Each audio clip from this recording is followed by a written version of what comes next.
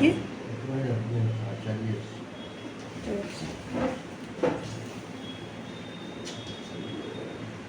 দেরি হয়ে গেছে?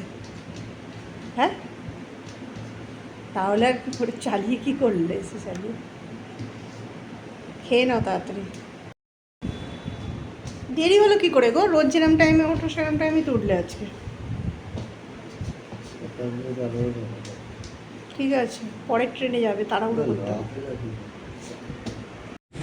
দেখো আজকে সকালবেলা উঠেই দেখলাম যে শাশুড়ি মা কুমড়ো পটল আলু দিয়ে একটা তরকারি কেটে দিয়েছে। আজকে জলখাবারে এই কুমড়োর তরকারিটাই হয়েছিল। তো দেখো আমি তরকারিটা প্রথমেই বসিয়ে দেবো, তাই আমি সবজিটা নিয়ে চলে এলাম। আর এদিকে দেখো আলুটা সেদ্ধ বসিয়ে দেবো, আর একদিকে কুমড়োটা আর পটলটা ভালো করে ভেজে নেবো। আর লঙ্কা পাঁচফোড়ন দিয়ে তরকারিটা হবে। পটলটা আগে ভেজে নিলাম, পটলটা কিছুটা ভাজা হয়ে যাবার পর তারপর কুমড়োটা দিলাম। আর কুমড়োর তরকারিতে একটু ছোলা দিলে ভালো লাগে, তবে শাশুড়ি ছোলাটা ভেজাতে ভুলে গেছে, তাই আমি ভাবলাম একটু বাদাম ভেজে নেবো।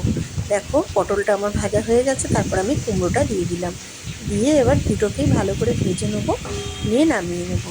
আর কুমড়োর তরকারি আমাদের মোটামুটি লাগে, কিন্তু সবজি তো খেতেই হবে, সেই জন্য। তবে বাপি খুব একটা পছন্দ করে না, কিন্তু মাঝে মধ্যে করি। আমাদের খারাপ লাগে না, তবে ও খুব একটা ভালো লাগে না। তো দেখো এদিকে ভাজাটাও হচ্ছে আর এদিকে আলুটাও সেদ্ধ হচ্ছে। এরপর আমি তরকারিটাও বসিয়ে দেবো, আর তারপর আমি আটাটা মেখে নিলাম। রুটি হবে, আটাটা প্রথমে এদিকে মেখে রাখলে খুব ভালো বেশ সেট হয়ে যায়, আর পরে মা ওটাকে বেলে দেবে, তাহলে রুটিটা করে নেবো, সুবিধা হবে।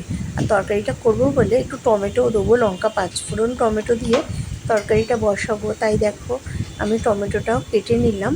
আর এরপর তরকারিটা বসিয়ে দেবো।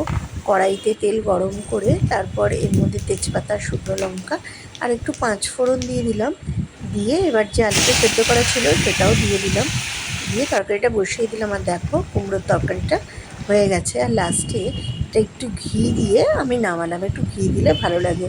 আর তারপর আমি রুটিগুলো সেঁকে নিলাম। শাশুড়ি মা আমাকে বেলে দিচ্ছে, কেননা রুটি অনেকগুলোই হয়, একা হাতে সকালবেলা রুটি করতেই যেন বেশি সময় লেগে যায়, তাই জন্য দেখো রুটিগুলো আমি সেঁকছি। আর এদিকে শাশুড়ি মা রুটিগুলো আমাকে বেলে দিল।